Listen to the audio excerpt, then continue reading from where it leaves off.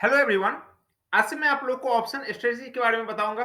कितने प्रकार के ऑप्शन स्ट्रेटजी होते हैं जिसके थ्रू हम लोग ऑप्शंस में ट्रेडिंग कर सकते हैं। बुल और bear, ratio, ladder, butterfly, box, calendar, condor and iron condor, straddle and strangle.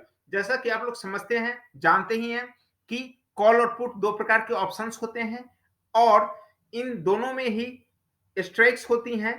जैसे निफ्टी में हर एक 50 पॉइंट के गैप पे स्ट्राइक्स अवेलेबल हैं और बैंक निफ्टी में हर एक 100 पॉइंट के गैप पर स्ट्राइक्स अवेलेबल हैं।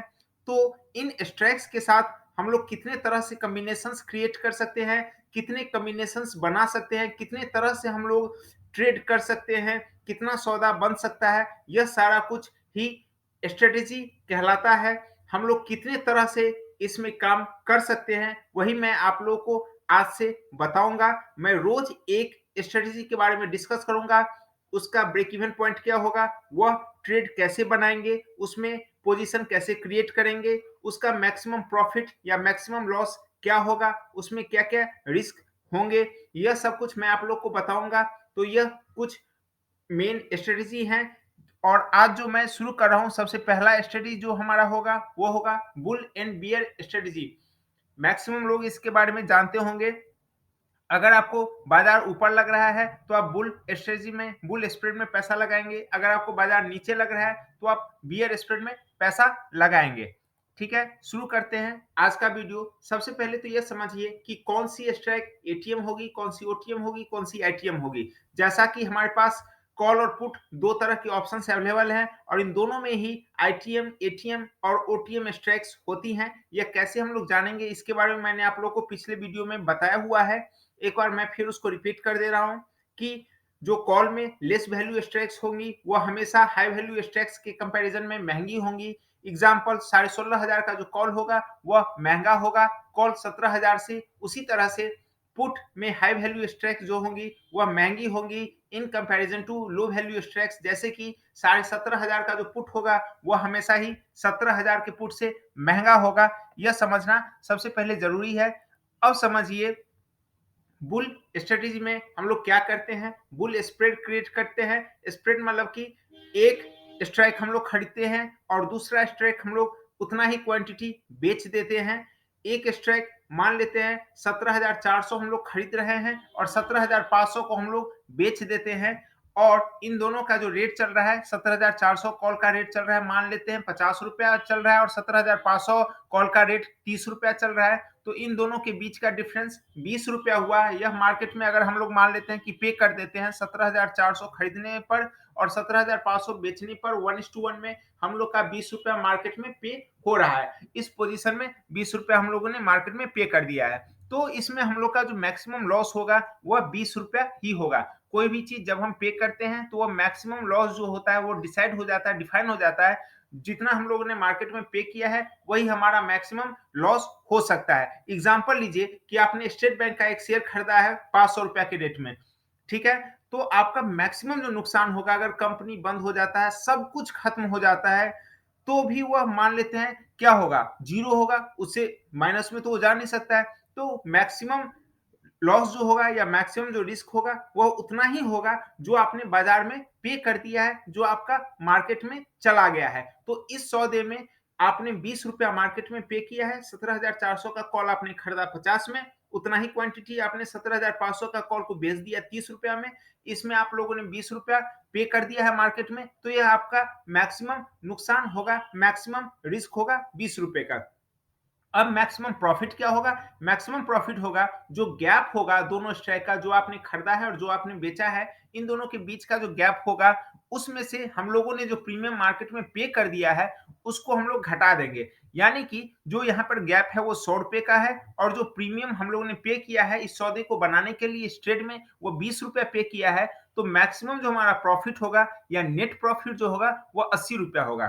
ठीक है, एक चीज समझिए कि ग्रॉस प्रॉफिट यानी कि जो पूरा प्रॉफिट है वह 100 रुपए का है। ग्रॉस प्रॉफिट 100 रुपए का होगा। 17,400 और 17,500 के बीच का डिफरेंस और उसमें से जो हम लोगों ने मार्केट में पे किया है उसको घटा देने के बाद नेट प्रॉफिट निकल के आ जाएगा। मतलब एक्चुअल प्रॉफिट जो हमको फाइनली मिलेगा, प्राप्त होगा।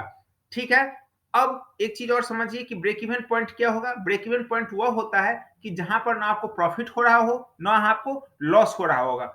वही पॉइंट आपका ब्रेक इवन पॉइंट होगा और उसके बाद आपका प्रॉफ़िट या लॉस होना शुरू हो जाएगा, वही ब्रेक इवन पॉइंट होगा। अब मान लेते हैं कि यहाँ पर जो हमारा बाय स्ट्राइक है प्लस प्रीमियम पे इन पोजीशन, इस दोनों को जब हम जोड़ देते हैं तो हमारा ब्रेक इवन निकल जाएगा। तो बाय स्ट्राइक हमारा 17,400 और 20 रुपया हम लोगों ने मार्केट में पे किया है, तो ब्रेक इवन हो जाएगा 17,400 प्लस 20 रुपया, यानी कि 17,420 का जो लेवल होगा, इसके बाद जब बाजार चलना शुरू होगा ऊपर की तरफ, तो आपका प्रॉफिट होना शुरू हो जाएगा। यहाँ तक या इससे पहले आपको प्रॉफिट नहीं आएगा क्योंकि आपने 20 रुपया मार्केट में पे कर दिया है। और अगर मान लीजिए कि 17,400 या उससे नीचे ही बाजार बंद हो जाए, तो ये पूरा का पूरा 17,400 और 500 दोनों ही जीरो हो जाएगा और आपका पूरा का पूरा 20 रुपया डूब जाएगा, उसका नुकसान हो जाएगा। ठीक है? अगर मान लेते हैं कि 18,000 बाजार हो जाता है, तो उस केस में क्या होगा? 17,400 का कॉल 600 रुपए का हो जाएगा और 17,500 का कॉल 500 रुपए का हो जाएगा। तो 17,400 का कॉल चूंकि आपने खरीदा हुआ है, उसमें आपको 600 रुपए का प्रॉफिट होगा और 17,500 का कॉल जो आपने बेचा हुआ है, उसमें आपको 500 रुपए का लॉस होगा। तो आपको जो अल्टीमेट प्रॉफिट होगा या मैक्सिमम प्रॉफिट होगा, वो हर हालत में हर लेवल पर केवल 100 रुपए का होगा और उसमें से जब आप अपना पे आउट जो आपने मार्केट में इस पोजीशन को बनाने के समय दिया हुआ है, पे किया हुआ है, उसको घटा देंगे, तो वो नेट प्रॉफिट निकल जाएगा, जो कि यहाँ पर 80 रुपया बनता है आपका नेट प्रॉफिट इस पोजीशन में। 1:1 से हमारा मतलब है कि जितना हम लोग खरीदेंगे उतना ही बेचेंगे। Buy and sell quantity should be same. ठीक है? और एक चीज क्लियर कर देता हूं कि यहाँ पर 1:1 का एक और मतलब है कि आप सेम टाइम में ही उसको खरीद रहे हैं और सेम ही टाइम में उसको बेच रहे हैं। ऐसा नहीं है कि 17,400 आपने सिंगल खरीद लिया है 50 रुपया में और वहां से मार्केट 50-60 पॉइंट ऊपर हो गया और तब आप 17,500 को भी 50 या उसको और बढ़ा के 55 रुपया में आपको रेट मिल रहा है, आप बेच रहे हैं और आप उसमें उल्टा 5 रुपया रिसीव कर लेते हैं बुल स्प्रेड बनाने में। नहीं, सेम टाइम में ही वो सौदा बनेगा और सेम ही टाइम में वो सौदा कटेगा। ठीक है? वेट करके अगर आप बनाते हैं तो फिर यह कोई स्ट्रेटेजी नहीं रहती है, फिर यह आपका एक तरह से तुक्का हो जाता है कि आपने कभी भी कुछ भी खरीदा, कभी कुछ बेचा। ठीक है? इसलिए आपको हमेशा सेम टाइम में सौदा को क्रिएट करना है। अगर आप जब खरीद रहे हैं उसी टाइम आपको बेचना है और तब जो आपको मार्केट से मिल रहा है या मार्केट में आप दे रहे हैं, वही आपका नेट रिसीव या नेट पे आउट माना जाएगा, कहा जाएगा। ठीक है? अब समझिए बियर स्ट्रेटजी क्या होता है। जब हम लोग को मार्केट नीचे लगता है तो हम लोग बियर स्प्रेड बनाते हैं, बियर स्प्रेड में पैसा लगाते हैं। मान लीजिए कि 17,100 का पुट हम खरीदेंगे और 17,000 का पुट हम लोग बेचेंगे सेम क्वांटिटी। 17,100 का पुट मान लेते हैं कि 55 रुपया चल रहा है और 17,000 का पुट जो है वह 30 रुपया चल रहा है। तो इस पोजीशन को क्रिएट करने में हमको 25 रुपया मार्केट को देना पड़ेगा, 25 रुपया मार्केट में हमारा पे हो जाएगा। ठीक है? तो इस केस में भी जो मैक्सिमम लॉस होगा, जो हम लोगों ने मार्केट में पे कर दिया है, वह 25 रुपया का हमारा मैक्सिमम लॉस होगा। अब मैक्सिमम प्रॉफिट क्या होगा? सेम वही चीज, जो गैप होगा दोनों स्ट्राइक के बीच का, यानी कि बाई स्ट्राइक और सेल स्ट्राइक के बीच का जो गैप होगा, जो कि यहाँ पर 100 रुपया है और उसमें से जो प्रीमियम पे किए हैं हम घटा देंगे। कॉल के केस में हम लोग जोड़ते हैं क्योंकि वहां पर ऊपर जाने पर रिस्क बढ़ेगा या प्रॉफिट आएगा और यहाँ पर जो हमारा रिस्क होगा या प्रॉफिट आएगा वह नीचे जाने पर शुरू होगा। इसलिए हम लोग पुट के केस में बाई स्ट्राइक में से प्रीमियम को घटाएंगे। तो यहाँ पर 17,100 हमारा बाई स्ट्राइक है और 25 रुपए यहाँ पर हम लोग घटा देंगे क्योंकि हम लोग ने 25 रुपए इस पोजीशन को बनाने में पे किया हुआ है।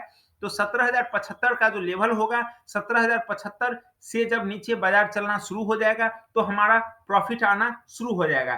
तब तक 17,075 तक के लेवल पे हमको न प्रॉफिट होगा न लॉस होगा, क्योंकि 17,075 का जो लेवल है वो हमारा ब्रेक इवन पॉइंट कहा जाएगा।